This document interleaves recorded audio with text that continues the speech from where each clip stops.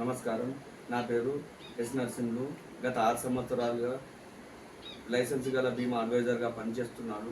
బీమా గురించి చాలామందికి తెలియని విషయాలు చాలా ఉన్నాయి. దయచేసి ఈ వీడియోని చివరి వరకు చూడండి. బీమా గురించి తెలుసుకోండి. బీమా అనగానే చాలామంది ఉచిత ఖర్చుగా భావిస్తారు. మరి కొంతమంది అనవసరంగా ఈ బీమా ఎందుకు, మనం బతుకున్నప్పుడు తీసుకోలేని డబ్బు మనం చనిపోయిన తర్వాత ఎందుకని భావిస్తారు.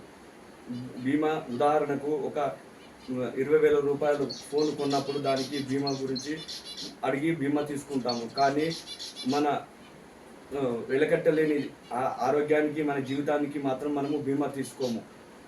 ఎప్పుడైతే బీమా గురించి తెలుసుకున్నట్లయితే మనము బీమా తీసుకోవడము మానుకోము.